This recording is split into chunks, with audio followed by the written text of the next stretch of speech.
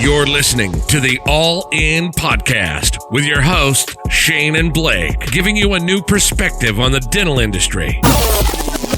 Are you ready to go all in? Let's do this. Welcome to the All In Podcast, the podcast that brings you a new and a different perspective on the dental industry. I'm your host, Shane McElroy. And listen, I've got your texts, I've got your messages on Instagram and LinkedIn and some other stuff. I know it's been a while, guys and gals, and I apologize for that. What's even worse is that I believe like 10 episodes ago, I did say it was on content creation. I think I talked about how important it was to be consistently delivering content. And then guess what I do? I take 2 months off. So the hypocrisy of it all, right? Do as I say, not as I do. Well, not really. Do whatever you want. But the reality is, folks, listen, I'll be honest with you. I've been in a little mental slump over the last, January and February, and just coming out of it and being busting my butt with work, which, by the way, is going very well. Thanks for asking. But yeah, I'm getting the bug again. Really kind of want to get to recording some more episodes. And guess what, guys and gals again, I'm always bad about that. Blake might be joining us for some more episodes. I know he said he's walked away for good, but I told you I changed his mind, and guess what I did? So you'll have some episodes with him. Not this one, because we want this one to be good. But some of the later episodes, you'll see Blake's going to be joining the podcast again. I'm excited to have my buddy back. We always have interesting conversations, but yeah, it's been a crazy few months. I start to feel like things are getting back to reality, and I hope that is the case. I've got my first vaccination, and I'll get my next vaccination in just a few days. So ready to be done with that. But I'm excited about this episode, everybody. The guest we have today is somebody I've known for a while. And by the way, another Canadian. Listen, we've had Irene on. She was from Toronto. We've had Vinay Bide. We've had Dr. Aptekar. We've had Uncle Phil Walton. I know I'm missing some others. But we've had a bunch of Canadians on. But we have the best Canadian on now, although he's been in the States for quite some time. And it's somebody I've known for quite a while. But I'd like to welcome to the podcast, Dr. Peter Shatz. Welcome, Dr. Shatz. How are you? Hey, thanks. And thanks for having me on. Glad to be here. My pleasure. No, I'm glad we were able to do it. And listen, I'm getting my mojo back, like I was just talking about. And so at least I didn't get you while I was in a rut. That would have been horrible. You sound quite enthusiastic and well rested. So welcome back online. But a funny story for you. I started a studio for the Georgia Dental Association, and I had this grand vision, and it's going to sound like your story, this grand vision of weekly update podcasts and monthly guest podcasts, and this will be sort of Zoomcast or video cast. Sure. And of course, we filmed 2, and it's been 2 months, and they're still in processing. So I know your pain. I understand it. It's hard, especially at the beginning, getting your flow and how you're going to do it. And really the editing stuff and figuring that out, that takes a while. But I didn't realize this. I did see a post you did for the first ever GDA podcast episode. So who are you hosting that? It's I would rather not. We have a fantastic PR person at the Georgia Dental Association, Carol Galbraith, and she's great. She got great presence. She's got a great voice. She's got great motivation. So I would only bring down the game. So I'll let her handle that. Well, that's my co-host, Blake McClellan, who comes and goes as he pleases, but he always just brings it down too. So, you got to have a weak link somewhere, right? Can't all be perfect. Yes, sir. Yeah. Well, Dr. Shatz, if you wouldn't mind, I'd actually like to get back to the GDA in just a minute, but can you kind of give everybody kind of like your story, right? Where you came from, how you got into dentistry, kind of your path at like high level view. Right. So if we go in the way back machine to why am I a dentist? Well, my dad was an OBGYN and always wanted me to go into the health sciences. But he had awful OBGYN time on calls, labor delivery does not run by a clock. It does not. So I'm like, I don't want medicine. So where can I do medicine, so to speak? 9 to 5, no emergencies, evenings and weekends free, and all the stuff that everyone wants nowadays is what I was wanting back in the 80s. And that's where dentistry came in. And I thought, cool, we can do surgery. So I thought oral surgeon. So, of course, did a residency at a level 1 trauma center, and it was fun for about 6 weeks to do fractures and gunshot wounds at 3 Yep. a.m. And then I said, all right, how can I do surgery without 3 a.m. call? And that's where perio came in. So from sinus lifts and bone grafts and implants and the garden variety osseous surgery, periotherapy, gum grafts, and all that, I'm like, wow, I can have fun doing surgery with no emergencies and have a decent lifestyle. And that's where it all began.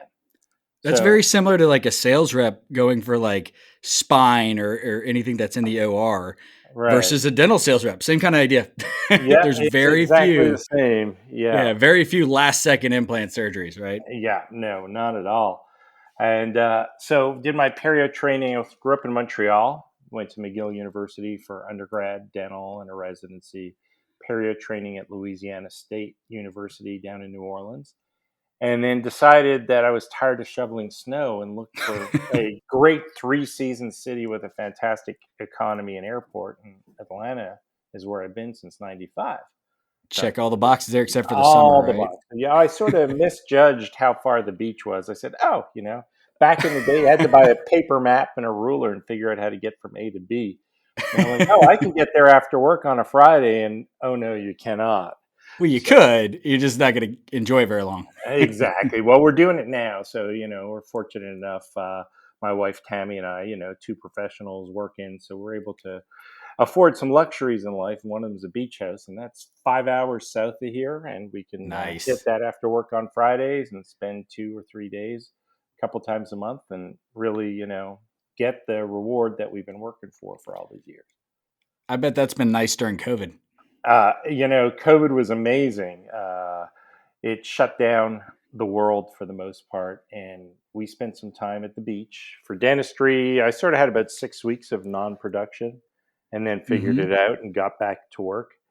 But my kids, who were, budding professionals and business people, couldn't go to the office. And they're like, hey, you have Nope. internet at the beach? And we're like, we sure do. Says, okay, we're going to spend 4 weeks at the beach working from home. And I'm like, it sucks. So Oh, it's yeah. been great for them. So it's been a great escape from the pressure and stress of living in COVID world, and Oh, yeah. where our escape is very rural with deer on the beach and still horseshoe crabs, and Oh, nice. you could catch 20-pound redfish from the shore, and it's a very very rural area. So as far as it's not Miami Beach, and it's not Key West, and it's not Palm Beaches. So it's not like Where going is to it New York. exactly? Unless you don't want people crowding the beach. I won't want you to go. No, it's south of Tallahassee. It's a place called Alligator Point, and it's Nice. very rural, 15 minutes from the closest convenience store. So it's That's awesome. awesome. Yeah. Unless you get, hungry in the middle of the night and you want to go down the street. That's pretty tough. But other than Yeah, that, like everything else in life, plan ahead and you'll never want. fair enough. So you're big. You've been educating for years too. A lot Yeah, on implant dentistry as well. I'm very big aware of time. that. How did you get into that? Well, let's see. I was in business partnership with Lee Silverstein, who was served as faculty at the Medical College of Georgia, which is now Augusta State in Hmm. Georgia, and came on as an associate and then a partner. And he was already in the teaching gig, both at this dental school and I'll call it for profit, as a privateer. Sure. And he got me going with it. And we've done clinical research, we've published books, articles, all, in the perio space. So implants, bone grafting, and periodontal therapy. And we've been fortunate enough to do a good job that we've had sponsors over the years that help promote our courses and enabled us to do big things. And then as life changes, like everything else, I went out on my own, now working for a management company, still doing perio. And that has given me more time to hit the road before coronavirus and not worry about shutting the doors and keeping payroll going while I'm on the road teaching, and was able to expand the footprint internationally and still continue until coronavirus. Well, yeah. But that's an interesting topic that always comes up too. It's the pros and cons of corporate dentistry, right, versus private practice. And so, You spent how many years were you in private practice for? 21. 21 years. And then how long have you been? You're current with Dental Care Alliance, correct? Correct. Dental Care Alliance. It's a great company to work for me as a specialist. They are out of my hair. I'm doing what I did as a private practitioner in a management space, which has eliminated the management headache. So I don't have to worry about manpower, technology, rent, and employees, and all that kind of stuff, and build a practice, both internal with inside referrals and external with outside referrals, still sending me business. So it's been fantastic for me because it allowed me to get some more leisure time and to be on the road. I did a lot of work over the last couple of years in Southeast Asia and Central Asia, teaching what I've always taught: implants and surgery and bone Nice. grafting. And there was no way I can go for 2 weeks at a stretch in private practice. Yeah, isn't that interesting? I feel like the last 10 years, right? Prior, like corporate dentistry just everybody was bagging on it, right? It was growing quickly, but the reality is there's a lot to managing a practice, right? And if you wanted to do surgery and you wanted to just practice dentistry, let's say, you don't always get to do just that. If you buy into practice, there's a lot of other stresses. So we got a lot of younger dentists who listen to this as well. What would you say, compare and contrast some of what are some of the positives about both that you experienced All in your right. career? So I think, especially as a new grad, and we see them coming out on a regular basis. DCA's got 300 some odd offices in 30 states. So it's got a big footprint. And we have a lot of docs coming out of dental school. And the biggest thing, even during coronavirus, is we can have a new grad come in and have a busy schedule on day one. Nice. No financial risk compared to building a de novo practice. And I need to interrupt you real quick. Yeah. If you think as a new grad that you will walk into a de novo practice or even as an associate and just be slammed, that's not the way it works. Just so you know. It is not. It is not. You've got to build your skill set, your communication skills, your patient base, and whoever you're going to go work for, if it's in a small group practice or a solo that you're transitioning into, they still have a paycheck that they need to take home. So very few practitioners have such a huge excess capacity that they need double the producers there right away. So it's all a matter of building up steam and developing a referral base for yourself from friends and schools and your own network to grow the practice. So that's great. And then you don't need to worry about anything other than developing yourself as a professional, developing your skill set. Everyone's heard the horror stories about, oh, there's production quotas and garbage materials and whatnot. And not to offend anyone, but I haven't seen that to be the case with where I'm working DCA or any of the other big modern DSOs. I mean, we use Nobel product, Zimmer product. We use Straumann, BioHorizons. I mean, all the majors for implants, bone graft material, whichever brand or flavor I want. And that's not just me, but any of our practitioners within certain limits. If you want to use brand A and I want to use brand B, there's space for that. The other thing is the labs are good if you figure out which labs do well, but that's the same as in private practice. 100%. A great removable lab will not do good implant overdentures, and a great fixed prosthetic lab may not be able to do hybrids. And that's the same problem that you have in the DSO space. So it's not a unique thing where we're cutting corners. The ability for a DSO to succeed is all in the back office: supply chain management, central business office management, infrastructure management. That's where the cost savings come from primarily. The doctors make good money and probably right away make better money than the private practice doctors in the first month or 2 or 3. By the end of the first year, there's some parity there. But you get other advantages, and I'm not here to sell. I've been a private practitioner, business owner, and a DSO employee dentist. I've got a 401k, good health care. I've got my malpractice covered. I've got CE given to me by the corporation. Nice. So that's great.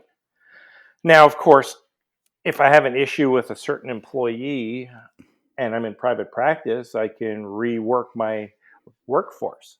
In a Sure. DSO, you're the employee, and if you don't get along with a coworker, you've got to go to management. Or if you don't like the color of the paint on the walls, you can't repaint the place. If you don't like any facet of that company, it's not yours to change. You sort of have to adapt or leave. So Sure. you leave that control thing, and dentists are control freaks. And for me, that I've was heard that. I've heard that. probably the hardest part of going into a DSO, is to give up certain levels of control. But for me, the advantages were far outweighing the But it disadvantages. allowed you to control your personal life though too, Oh, right? yeah, So there's absolutely. that balance, right? Absolutely, 100%. Yeah, because you wouldn't be able to Private, travel. You wouldn't be, especially during COVID. And I think this yeah, highlighted some of the reasons. Like we always talk about business ownership, and we talk a lot about entrepreneurship in this podcast. But nobody saw COVID coming. Like I no one. assumed that there would be an economic downturn at some point when things were going really well, but I didn't see it coming this way. And so, a lot of people, it actually accelerated a lot of the DSOs and being more aggressive in acquiring more practices, because you had some dentists, and this isn't the case for everybody, but they just maybe didn't enjoy it, maybe weren't great at it, and they maybe were going to lose their practice in 5 years anyways, right? But this actually gave them a way to either sell their practice and still have employment. Yeah, So it's not always easy being a business owner. My wife is one. It can be very, very stressful. yeah. We had supply chain advantages in a DSO. Oh yeah, If because you have buying power. I've got 300 offices that I'm buying for, and I need N95s and gloves and Yep. gowns, we had the pockets to buy the stuff. As Yep. a GP, I mean, everyone knew, and I'm going to just drop some names, but the big three dental supply houses went on rationing. You couldn't buy more than 6 boxes of gloves a week, 4 boxes Yep. of N95s a week. Some stuff you just couldn't even get. And we were going to the manufacturers as a DSO and getting stuff Yeah. within limits. So we all had to do a step back and punt, but we had statisticians on board, and people from the logistics and supply chain industry that saw things like, hey, we're going to have a hole in hygiene, and we took our furloughed employees and offered them a hourly job at a much reduced rate, but work from home, and Yeah. start calling patients for appointments. In July, we were calling for October hygiene visits. That's a really cool move, by the way. Oh, I hadn't heard about that. I know, but so that's some of the stuff. So we were able to backfill our schedule as we got a handle on what coronavirus was and will be to a dental practice. So it's been fantastic because I didn't have to invent the wheel. There were people who were much higher skilled than me. But as a private practitioner, it was my castle, it was my team. I can hire and set payroll expectations top to bottom of the industry in my little business, and be able to build a culture that's Peter Shatz Incorporated and not Sure. DSO Incorporated. And so then you could be that standalone solo practitioner. Ultimately, the turnover at 5 years is about 2/3 of the docs and DSOs leave for private practice. Hmm. But there's a huge space. People want it. What are you going to do with the people who are low, median income and need a place to get their teeth fixed? They can go to a high end ritzy dental practice for a $2,000 crown, or a DSO for a $800 crown. Well, and to be And fair, there's a lot of different shades. There's some high yeah, end, oh group practices, and that yeah, line yeah. gets blurred. What's corporate Oh, dentistry? What's not? everything's blurry. I mean, I was incorporated as a solo practitioner, so I was a corporate practice. Yeah. We owned at one point 4 locations. And I got a paycheck from the company. So but if you think about what's really employee dentist that works for a dental service organization, you don't have that ability to make it your own. Sure. So, would your advice be to, dentists deciding whether I want to try to do private practice, whether as an associate or buying a practice, or join a DSO, which could be lots of variations of those? What would your advice be? Would it be do the research on each one, know thine own self, what you really want? I think it's know thyself. I mean, there are kids that I went to elementary school with and kindergarten that were cutting yards and washing cars in middle school and became business owners, very, very entrepreneurial. And then we had the more cerebral kids growing up. And, it depends on your personality type. And, Sure. you know, most of the dentists coming out are female. And if you're going to want to get married and have kids, it's hard to stop your practice for a maternity leave when you want to have your kids in your 20s and early 30s. And that's when you're building your practice from zero. And how do you balance that? Sure. And many do. So I'm not saying that DSO is a women's space. So don't anyone go hate on me. But I'm saying if your lifestyle is such that you want to be a family person, then maybe business ownership isn't for you. But if you are that, I don't know, tiger business person who wants to go conquer the world and be famous and invent things and create things, then solo And are practice. okay with risk. Lots Well, and lots of yeah, risk. and that's fine. I mean, for me, I love risk. I thrive on Sure. risk and thrive on deadlines, and that's my jam. And so it was great to go into private practice and do those things. And we acquired practices, went from 2 locations to 3 locations to 4 locations as specialty referral perio. So, Yeah. privately held. And we had over the years, 4 or 5 periodontists work for us over the years. So there was certainly risk involved in that, but the rewards it was mine. It was Sure. my creation. So again, you got to know who you are and what you want to do.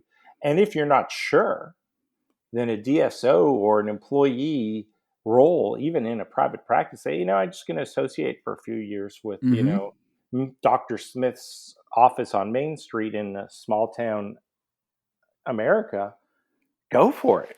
And if you say, you know what, I need the big city, I want to be on, Wall Street doing teeth for stockbrokers, then go do it. So again, it's what you want. And that's the best part of dentistry is you're not limited, at all with what No. you And want to do. listen, when you see all the private equity money and stuff going in, it tells you one thing: dentistry is a safe bet too, Oh, it's a right? It's safe consistent harbor. as Yeah. hell. Yeah. I mean, the default rate on dental loans, school loans and practice loans is so small compared to the overall loan portfolio spectrum. That's why PE, private equity money, loves Oh dentistry. yeah. I mean, some of the biggest DSOs are multi-billion-dollar entities. Yep. It's amazing. It's great. Oh, it really is. And there's still plenty of money flowing into the dental industry right now. Oh And I don't yeah. think it's going to stop anytime No, soon. I actually think just like when implants came out, there was this pent-up need. It fit an answer to a problem that's always been there. And so there was this big rush in the 90s for singles and bridges and Sure. reconstructions. And now, just like the LASIK eye thing, we're sort of backfilling the new caseload. But COVID put a pause on dental service requests. And so Hmm. now we have this reservoir of unfilled dental needs that it's going to be, I'm very optimistic, and the numbers are showing it in our practice, that 2021 is going to be great as I far would, as services. yeah. My prediction was this. I said this back. I think it was like 6 months ago, maybe longer. Right when we were getting into COVID, and then we realized the shutdown was going to be longer than expected. I said I actually believe, even though theoretically people have less money, right? People are hitting hard times. But people have been locked in their homes. They want to go out and they want to do the things they took for granted before. And part of that's smiling and feeling confident. And when you're forced to be at home, right? And now you have the option to go out, and maybe you didn't before because you were ashamed of your teeth. Now you really want to go out there. So have you found that you're finding more people doing implants and more cosmetic Oh, services now? yeah. And I think the real reason is they're not spending money on things like the 2 or 3 times a week you go to a restaurant for $100. Or vacations that And cost there an you go, obscene amount if you have vacation. kids my age. I mean, you try and go purchase an ATV, an RV, um, any of these leisure craft, a jet ski, brand new Oh, from yeah. a dealer, there's no inventory. Nope. On the higher end, I know a bunch of people just because North American headquarters for Porsche is in Atlanta. So I know a lot of the higher ups Mhm. as patients in the practice, and they have no inventory. I Isn't mean, that people are wild? finally buying the sports car they always wanted. And of course, there's supply chain issues and reduced Sure. production, but people are spending money and they're like, well, if I can't go to Europe for the family vacation, Yep. I may as well get my ugly, crooked teeth bleached, straightened, Invisaligned, and some implants and invest in myself because that's a win guaranteed. No, 100%. That was my prediction. And that was more just logic, right? Like I just assumed that's what would happen. But it's nice to hear that that is happening, right? That's good for Yeah. everybody in the Oh, industry, yeah. right? Yeah, absolutely. But it's also valuable because you can help take somebody coming out of everybody's gone through a pretty rough time. I'll say we've been very fortunate in my family, but a lot of people have gone through a really rough time, and you can help them. That's what I always talk about. People just coming into the dental industry, right? Assistants, hygienists, new doctors. I'm like, I'm jealous because you guys get to play, you know, a part in changing people's lives, and I think that's now more so than ever before. Yeah, it's like that extreme makeover show that was on, Oh what, about a yeah, decade ago, and, Smile Rehab with sure. not just, hybrids, which is my jam, but, veneers and Oh crown and yeah, bridge and, getting stuff turned around and, changing lives. On the low end of things, I did this afternoon, my last case was, I think, a 30-year-old kid who had issues with drug abuse and got hmm, meth mouth, and we took out all her teeth, and she was missing about every other tooth in her smile. Good looking kid, but self yeah, confidence issues. She's now wearing dentures because that's all she could afford. sure. But she could not stop crying at the end of the appointment because we gave Just her because the the mirror. aesthetics of dentures, like, You know, listen, the the the bids drawbacks of were dentures, down. but man, they can Yeah, look gorgeous yeah. too. But when you go from Oh, meth mouth? Yeah. meth mouth to straight white teeth that you haven't had since you were in high school, that's huge. It's life changing. Well, Should get especially when you have meth mouth, like everybody kind of knows what that is now. And sometimes you see that and it actually could be your treatment for cancers, things like that. But it's that there's a yeah, shame associated. I've had oh, friends who've stigma. gone through Yeah, really difficult times like that. And yeah, it's hard to hide that, right? It's embarrassing. And like, even if they've changed who they are, that's an aspect where they'll have to work to change as well. And what do you see happening with that? Like, this popped in my head. There's this debate going on when we're seeing more and more of these 30-something-year-olds who are having these issues, right? yeah. And wanting to replace all their teeth because they're losing all their teeth. Now, I was at a CE program the other night and they were kind of debating this. Like, would you, recommend like a roundhouse kind of bridge approach on implants or kind of like the hybrid approach where you're, removing a lot of bone because you need more space in that scenario? It depends on the patient's level of disease. So for me, as a periodontist, I usually get the blown out apical periodontitis patients where the bone Mm-hmm. loss is, down to the bottom. When they breathe in, the teeth move inwards, and when they breathe out, they wiggle outwards. And, Yeah. so a hybrid's Danglers. not, it's not a hard sell to do a hybrid because they've lost that Sure. vertical component Well, of they the did that for you alveolus. already. Yeah. So I've got the prosthetic space to do the work. Sure. But the meth mouth, where you have that height of bone because you were able to get the roots out and you have about 80% of the jawbone left, as a periodontist, I cringe when people take those oscillating saws and Yeah. just go right across and you see this looks like a denture, but it was that poor soul's jawbone that they took Yeah. off with their dentition intact. And I'm like, oh no, I could do better. And that's where the zirconium fixed bridge, Mm-hmm. less space, interocclusal space needed for those. And you can get a fantastic, long lasting result either way. My only caveat with all of them, and what's helped us survive these cases with people not used to taking care of those mouths, is just if you're going to do one of those reconstructions, make sure you get those people a mouth guard. And that's not for them, it's for you to protect your work. A mouth guard, and remind them this is their second chance at teeth. They will lose them if they do not take care of them like they didn't take care of their first set. Exactly. Right. Yeah. That's one of the biggest things, because I've been in over 1,000 of those cases. I'm a full arch nerd, but I've seen the downside to it too. And that's part of it. There has to be some accountability on their side to take care of it now. And it's, I've seen when it fails, because when they fail, they're massive failures. And my fear, awful. Yeah. And my fear is with the younger patients too. If they were going through addiction and they're 30, let's just say 30. Yeah. And sure, this could last the rest of their lives, right? They're going to always be an addict. It's just like, well, that's the problem. If they slip back into that for a few year period, and then you've already reduced all the bone, then what's left? The lower you may not have anything, and maybe you have to go to zygos on the upper, and that's not a great option either. So well, there's only one of my mentors back in the day, and it's an awful thing, but it's always stuck in my head from dental school. He goes, not everyone deserves the teeth that God gave them.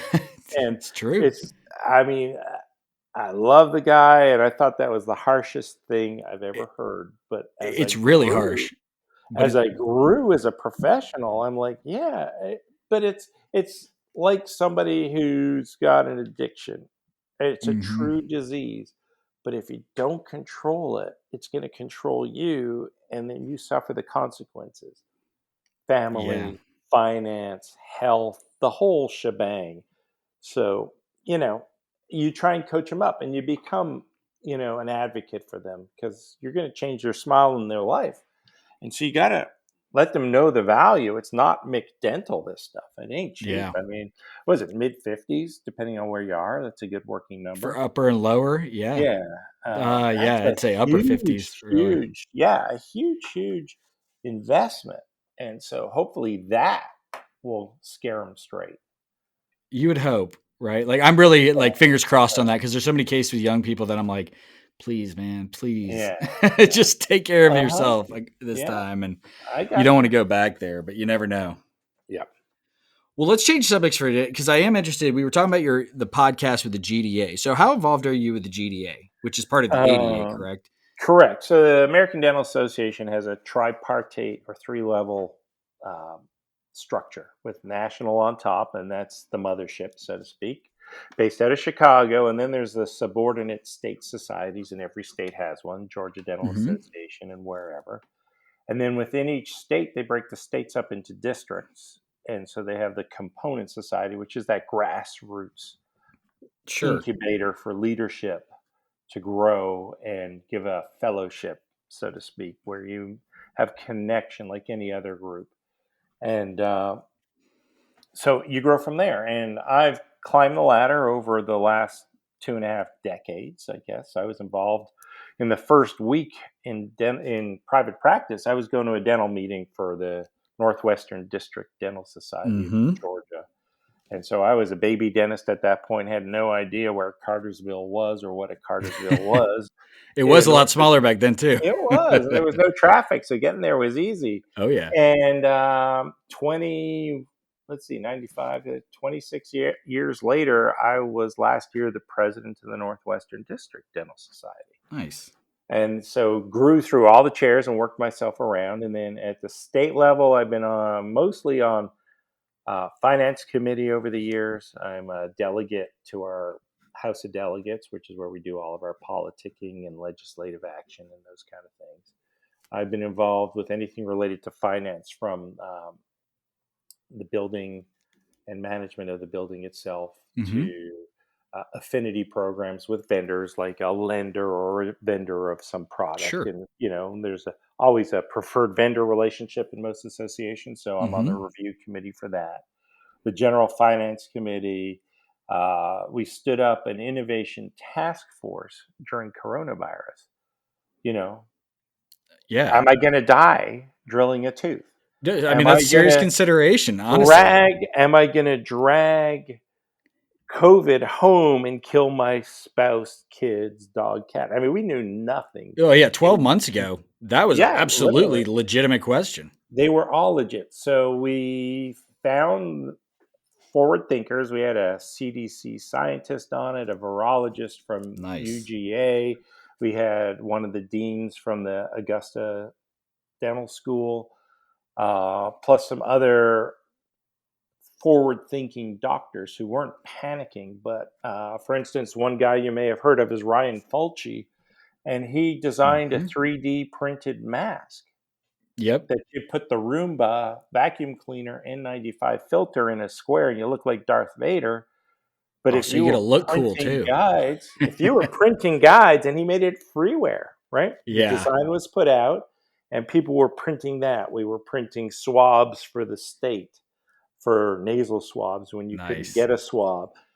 And so we had to be the clearinghouse to distribute all of these wonderful ideas. And then, even to the point where we contracted with Mercer University to test some of the N95s that early on were coming in from overseas. And it turned out some were gray market, some were Oh fantastic yeah. and perfect. And some you may as well put your hand over your face and breathe through your fingers because that's about as efficient as they were. Listen, some of those listen, I know a couple of associations of different states and things, like they all pulled money they thought they were getting from a reliable source, and they did not. And they Uh, did we not get had their money back. we had a Connex box, one of those transoceanic shipment Yeah. boxes of N95s that we couldn't use. Oh my God. Uh, but on the other side, we were trying to purchase raw material, Mm. not inside GDA, but with another adventure that I was Hmm. getting into, to start manufacturing gowns and masks, and Yeah. anything of that was either retained in port at the originating country, and so the government can hold it for their own personal needs, Yep. or were, I'll say it, absconded by the American government to go into the national stockpile. And Yep. I supported it. I think, the greater good always won out in my mind. And was I pissed off that, some great masks were now in the national stockpile that I bought for Uncle Sam? But again, it was, I stocked up on rice and beans. And, Yeah, I know. Me too. I mean, when they ran out of meat and you started seeing beef hearts and oxtails showing up at the local Publix, and I'm not in a Caribbean I know. immigrant neighborhood where that's common food items, I'm like, oh no, we've got The food toilet shortage. paper shortage was the freaked Yeah, me out the most. I'm like, whoa, yeah. whoa, whoa. Well, so fortunately, we had laughed about it. We live on a creek behind our house, and I There you told my go. wife, I said, as long as we have running water, I'm good. We can clean ourselves in the shower, and if the water pressure goes off, we'll go in the creek and clean ourselves like There the you good old go. days. I bet I bidet said, sales went out the roof. oh You yeah, know, like for real. I but wish I you had a had to. jammy like Joe Rogan does to Google that. But like, But as I told my wife, I said, I've seen many a zombie movie that started exactly like this. yeah. But I never Where thought about toilet paper though. That was just for me. no, toilet paper was an interesting animal. If you dive into it, one of the early signs was horrible diarrhea. And Oh so yeah. sales went up because people were really sick, and we didn't know who was sick. And we thought if you were in the hospital, you had COVID, but there were plenty of, mildly symptomatic Well, part people of it with, was like kind of like a bank run, right? Like you see somebody oh, go and you're like, and oh you're like, oh, yeah, there's only a couple left. And what I yeah, figured out was later was actually they just replenish those all the time, right? yeah, Toilet paper because they can't stock that many because how large a space it takes up. It's not like right. cans of beans. You can have way more cans of beans than you can a Yeah, 40 pack of toilet paper. So part of that was the situation.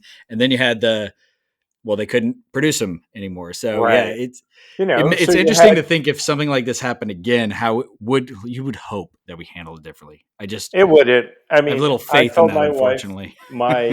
my worst fear was food insecurity Yeah, when the cities wouldn't be able to feed their residents. yeah, That's when societal breakdown was going to happen in my yep, brain, and I was worried about that. And that's when I said, we'll just relocate to the beach and let the cities fight it out. Of Yeah, course, we had a Cody, everyone Wyoming was game going. plan if we had Yeah, to. but so did everyone else, right? So all of a Right? sudden you're going to have squatters. So again, like I said, I've seen many of zombie movies that start this way in the breakdown of society. Well, fortunately, it hadn't happened anywhere on the planet. So kudos to humanity. We're not as awful as you would think we are if you read social media. Well, I apologize. My my ADHD took us off track there. But let Yeah, me ask you this: you've been involved in some education, owning yeah, a practice, right, over the yeah, years. You've gone to corporate dentistry, yeah, but throughout the whole time, you've been involved in different societies and taking time to do that.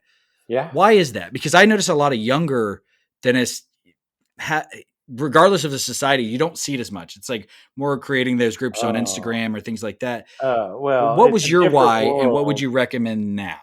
Well, so my why is because I love being around people and I like doing a lot of different things. I'm involved with the Civil Air Patrol in Georgia. Nice, Deputy commander for one of the squadrons. I'm director of operations for Northwest Georgia.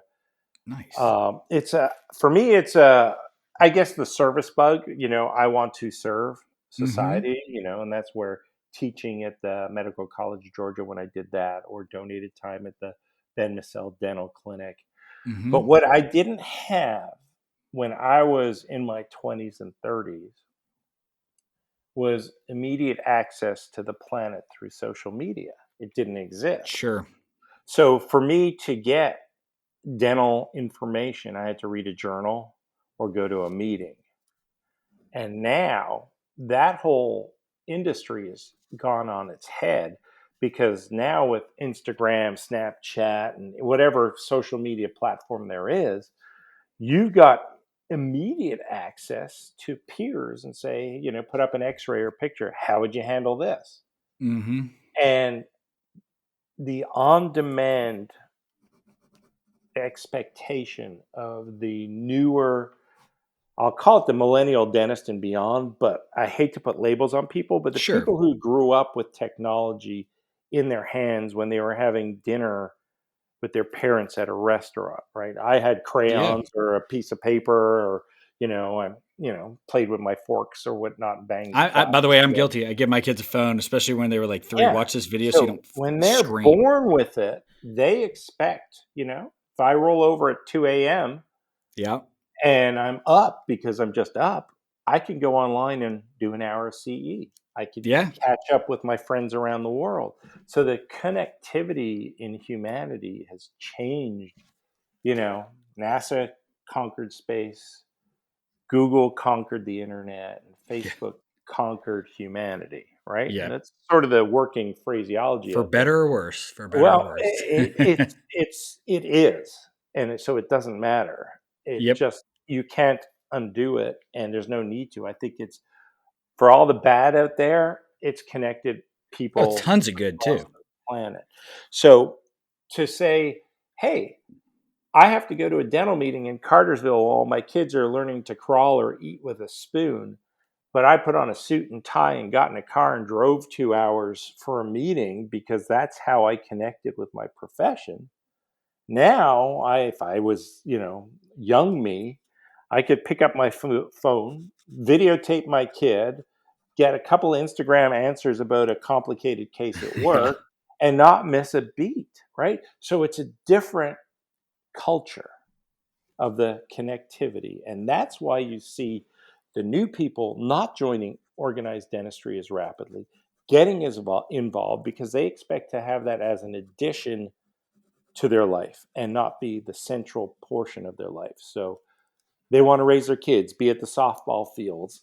And so they can get CE when it's convenient to them. They can get Sure. their answers immediately when it's convenient to them, wherever, whenever, on demand. And so that's the change in my mind. What is the ADA or GDA or any of these societies or associations? Have you noticed them making? I've heard them talking about efforts, but what kind of changes have they made to kind of meet in the middle there? Right. Oh my God. So I've had, and it falls under diversity and inclusion, right? Mm-hmm. How to meet different people. And it's not man, woman, black, white, or whatever color your Sure. skin is. It's different people and how to include them. And I've got I was just talking about this last night. I think 22 hours of CE on D&I stuff, diversity inclusion, Mm-hmm.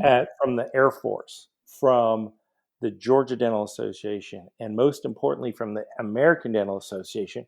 We see the numbers. And I'll put on my ADA hat now. We see as an association that there's a drop off that looks like Niagara Falls when you Sure. look at the age distribution of active members. And even Was more like importantly, 36, 37 years yeah, old right there. and even more importantly, in leadership positions. Yeah.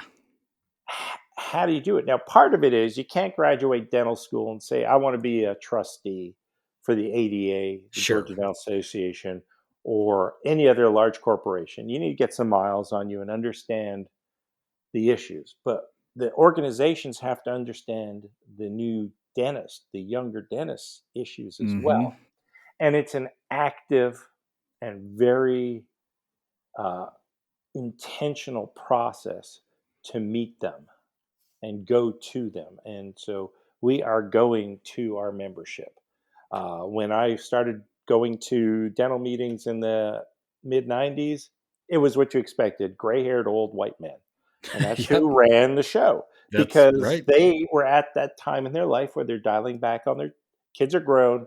Practice, they're just coasting through it because it runs on its own. Sure. And now they have time to give back to the profession.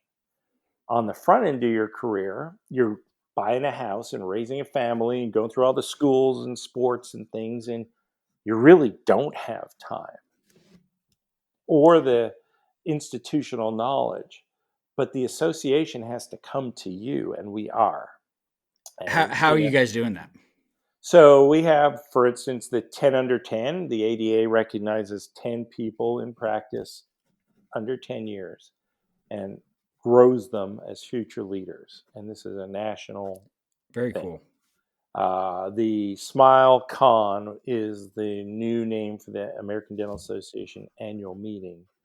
And we hired outside consulting firms, spent lots of money and lots of man hours redesigning the meeting to be more what people want, where it was, 90% CE and 10% other things, including exhibit hall and Sure. cocktail mixers. Now it's rebalanced. We've dialed back the amount of CE given and the caliber of CE given as we ratchet it up to best of the best. And you'll see that when we publish who's speaking this year. And it's an all-star list. I mean, think about Pro Bowl or, the all-star games of whatever Sure. professional sports. We're picking, honestly, the best of the best.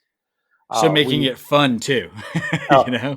well, it's learn, play, and socialize kind of thing, and it's all about the experience. All right, That's it. and so it's meet, it's connect, it's everything you want. So the three words are meet, play, learn.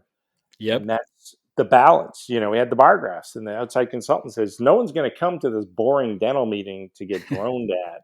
And so even the people lecturing are going to give a new and unique lecture.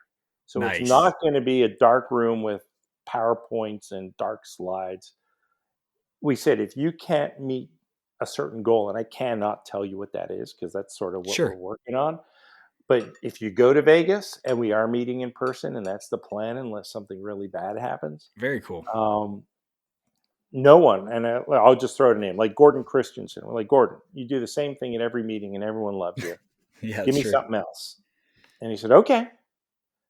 And so, like, Gordon Christensen is going to give us something new. And Nice. everyone's going to give us, and we signed an exclusivity contract that they cannot use that lecture anywhere else. Oh, nice. So like an original lecture just for this. You know Then you what? make it on demand. It's the one place. Like I love Yeah. that. And You by know the what way, FOMO is? You know what oh yeah, FOMO you is? don't want to miss out, baby. No, exactly. So, and then we've done redesign the exhibit hall. It is not rows and rows of vendors. Good.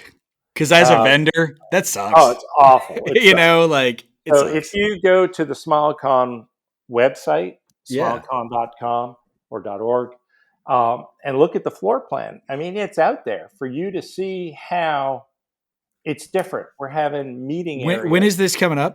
When's the meeting This is coming going up? to be so the ADA meeting's in Las Vegas at the Hmm. Mandalay Bay, which is fantastic. It's Oh yeah. 187 days away, and so it's October 11th through 13th. All All right, right. I'm putting that on my calendar because I got to check this it's thing out. To going be to be honest with you. different. Well, The that's what I'm closest, excited to see. the Like, closest thing I could think of would be, oh man, who does the big pizzazz trade show? It's their own company. Who owns Astra? oh, Um, Dentsply, Sarah Dentsply. World or whatever. Yeah, Yeah, they do a good Sorona job with World. that. Serrano All World. right, That's it. it's a different meeting, right? Now they have white linen plated meals. I've been to those, And then they have and big bands and they got all sorts of they stuff. got Yeah, headliners. But understand that's commercial. of Okay, course. so if you dial out the raw corporate thing, and they do, I mean, I told everyone at because I'm involved with the annual meeting planning at the ADA level. I said we got to set the standard to be like Dentsply Sirona World, Yeah. so that people want to come. And I mean, to go to Dentsply, unless you bought new equipment, you're paying thousands of dollars to go to this meeting. Oh yeah. All right.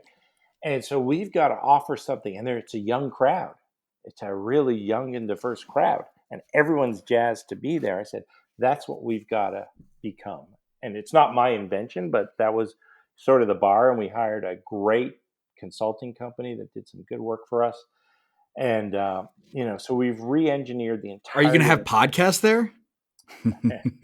Um, we At are. least one, right? The GDA one, right? We're Or going to have ADA podcast. no. We're going to have stuff there. And again, I can't give away all the steak and potatoes, Well, I but got to ask, no, but there will be. I mean, there's going to Very be cool. some stuff there that. Were you at the Hinman Dental meeting? I did not go this year. This first year I All haven't right, been in 14 years. right. So this is their. It was in person, which was wonderful to go back to. And I'll talk about that in just a moment. But I had to talk to because I'm also involved at the Hinman for many, Mm-hmm. many years from day one, And I called over the general chairman. I said, working for the ADA now, which is me, I said, I'm going to tell you that some of the stuff I'm seeing here is what we're planning to do. So good on you for figuring it out, but understand we've already contracted people, so don't think we're copying you in October. I said because they Good have call. Good call there, some because somebody some of would the stuff, freak some of out. the stuff that you see. It's like, why haven't we done that before? And so there'll be good stuff. So there's going to be in person. There is going to be a little bit of a streaming component because we know not everyone wants to travel. Mm-hmm. And I think, hybrid type meetings are going to be a part of our lives Sure. forever. But for the American Dental Association, we had to bring in an in person meeting. It's in our mandate, in our constitution and bylaws. And so we have to make something that people will want to go to. And I And believe, I think the demand will be back. To be honest yeah, with you, I think from people I've talked to, surveys I've seen, people are ready. They yeah, just are. They miss they are. people. So I was at the Hinman, and they cut out about at least half of the chairs out of each lecture hall. Yep. Masks mandatory, um, social distancing, and everyone was having a great time. Honestly, Oh yeah, everyone was because you're out of the relaxed. house. You actually get to Yeah, talk to other you people. For saw me, other people, adults. humans, Like, humans. wow. Yeah. So, and some people scooted their chairs next to each other, and some of them scooted their chairs away from everybody. Sure. But there were no COVID cops in the building. Yeah. Hey, with a 6-inch ruler, a 6-foot ruler. So we're all professionals, and everyone behaved well and enjoyed it. And I thought the Hinman did a great job for the first in-person meeting after COVID that I've been to. Kudos to them.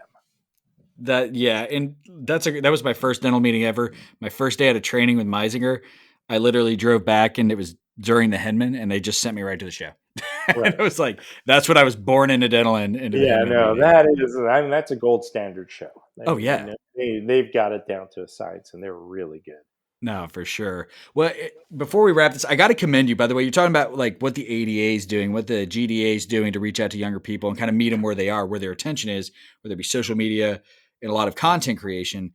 And Yeah. before we end it, I want to say, like, I've been watching, like, part of this, I'd reached out to you because the last couple of years I've been paying attention, on social media, and then like, wow, I didn't expect Dr. Shatz to be doing videos, like patient facing videos. And then all of a sudden I see you on the freaking news, by the way, which was like, hey, Yeah. it's Dr. Shatz. And Yeah. then, As chair of yeah, the innovation committee, I had some wonderful opportunities to get on TV, NPR radio, Associated Press. I mean, I had some wonderful opportunities given to me by the Georgia Dental Association that went, local, regional, national, yeah, that were great. you And did there's some, really well, by the way. It's not thank you. easy. It's not easy, but again, I've been on stage for years, Sure. talking, and I guess the biggest learning was going out to, Central Europe, Asia, and Yep. Southeast Asia, and just showing up with translators and all that, and you get to become, a better trade craft is all I can say. Yeah. So Well, let me it's ask you this. What's more difficult? Because for you now on the stage, it's no big deal. You've done it for so long. But when you started out, like that can be overwhelming for some people. But yes. what I've always found more difficult is when there's no audience there and a camera in front of you. To me, Oh, that's I'll way just harder. say, even though I'm online with you right now, I disdain Zoom, and I've got about 4 or 5 Zoom calls a week for the Yeah. last year. Yeah. For all the organizations I'm involved with, hate it. It's Uh, it's uh, a it's a love hate for thing for me too. I've become very comfortable with it and it's done well for me in my career because I got onto it early, but yeah, it is a no. pain in the ass especially when there's a It, bunch of people on it. It just well, what sucks. you can't do is you don't get, for me, the human connection. I was never Yeah. a virtual reality person, be it Dungeons and Dragons, never did it for me. I like sports. Um, Gaming online, I've never done Call of Sure. Duty. I would go out and ride motorcycles with friends. Um, Nice. so it's those kind of things. So I was more a full contact sport kind of Yeah. person and not a cerebral online, but it's there. But it also didn't exist. So Sure. it's not what I grew up with, but we have to go to the members, and the Georgia Dental Association's doing it. Our leadership is the pipeline to the national level. So at the local level, like in the district level, leadership is young and vibrant and diverse. But it Well, takes time for that pipeline to backfill the state yes. level, which then grows leaders for the national level. So it's going to take some time, but everyone just we know, we're working on it. And if we haven't reached out to you or reach you in the right way, then I'm sure Shane will be able to Oh yeah. point you in my direction, and you can find me and yell at me and tell me how I'm doing it wrong and Well, how I don't can stick do them. it Don't stick them on me, man. better. No, you're just going to be the filter and just send them my Okay. way. Yeah, I'll be like, you be nice. You be Yeah, nice, I'll be. right? Yeah, yeah, yeah. I'll be nice. Well, I would say this though. I think one thing that you know, all the younger people like out there about social media, and they always talk about community in a sense, is if you haven't been involved in these associations, that's really where that started. And then you got used to the online, and that's what you grew up with. But I would say there's so much experience out there, right? For somebody like you, Dr. Schatz, who've been doing, how long have you been practicing now? 1995. Since 1995, right? So you can do the math. That's 20, almost 26 years. Yeah, Yeah, right there. yeah, Pretty good. Pretty good for a dumb guy, yeah. Not right? bad. Yeah, that's pretty good for me. But there's so much that he can share with you, and there's more of him there, right? And No, so no there's matter, better than me out there. well, Yes. that's kind of you to say, but um, I just think you should interact with that and take on leadership roles and service roles because it is extremely rewarding, regardless of whether you're in dentistry or you're in sales. Like I give back all the time. Like I make it a mission now, and I wish I had started even younger. Yeah, Right. You don't have to be experienced for 20, 30 years to do that. Start learning now, getting involved and giving back. And it's super rewarding, yeah, and short and get long term. noticed. Get Oh yeah. noticed. You like We're attention? looking for people. Yeah, Yeah, if you, this is like going to the bar and being being the only guy there in a room full of ladies, if that's what your thing is, right? Like it's a good time if you want to be in a leadership role, is what I yeah, would say. absolutely.